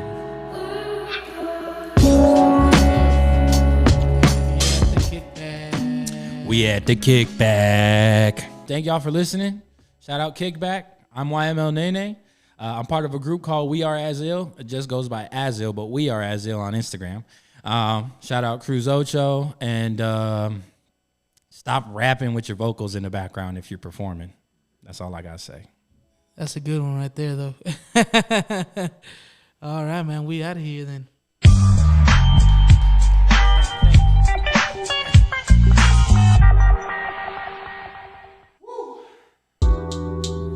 Oh, shit. Here we go again. Here we go again. That was another successful episode. Down the drain. Oh, yeah. Just like every episode. Just like every other episode goes. But, I mean, I had a lot of fun. You had fun? That was fun. That was an exhilarating conversation. It was riveting. I thought I had fun, though. It was cool. It's cool to meet people with different perspectives and like experiences, you know? Yeah. It's cool when you meet people that have the same experiences, but when somebody has like a whole different like especially stand-up experience than you do, you're like, wow. Like, yeah, you learn to appreciate what you've done so far, and then Yeah. and everybody's path is different. Yeah, for sure. And that's what's so fun about the stand-up. Honestly, anything artistic, it's amazing. It's a fun lifestyle. Don't do it. Yeah. Well, shout out to Murf Ray. Thank you for coming. Shout out to Murf. Thank you for coming. We'll see him again. Many stages to come. Yeah. He's it surprised me that he knew Spanish though, Dude, as well as he speaks Spanish. No, he was like fluent, like That just like was us, crazy the same to as me. us. That shocked Like we're me. gonna switch to Spanish now, and we're gonna ese way. No puedo creer. No, deadass, like he was like El hijo perfect del pronunciation. Do you know what I mean by that? What'd you say? El hijo del sorullo. El hijo del soluyo. So there's this Mexican song where it's like, Oye capullo, es hijo mío el negrito. And he's like, the story of the song. I gotta talk about this. The story of the song is there's a guy who has like 6 kids with this lady, and 5 of them are white, like him and the lady, and one of them's black. So the guy's like, all right, we gotta talk about this. I just really want to know, is he my son? I don't care if he's not. I just want you to tell me, is he my son? No, it's cool. And then the girl, the twist of the story, the girl's like, he's the only one that's yours. Yeah. the other funny. 5 aren't. So like his name is Sorullo, the guy. So that's his son. That's funny. That's crazy. I wonder what that's like. I don't know, because it was just interesting to see him like be so fluent and like, you know, also very involved in like Mexican culture. Like he knew Hermosillo, the Naranjeros. He said he went to school over there. I just like, I don't know. I almost was threatened by his Mexicanness. I know. I thought we were the most Mexican I had to ones pull in up the my sleeve scene. and show him the scar. You had to flex. I was like, not on my old show. I had to pull the whole, my mom probably knows your mom. Like, yeah. But it was definitely a fun show, and I had a great time. Even the musical guest was great. Yeah. He's a surprise musical guest. You guys already saw him. We saw him. They saw him. So even the vibed. musical guest was a good vibe. I really enjoy all kinds of talent out here in Tucson. So I want to say thank you a lot for watching. Thank you to my co-host Ash Loco pulling through for the win. And if you're interested in more of the Kickback, you know we have a ton of episodes already out. So watch us. Thank you for watching us, and we love you.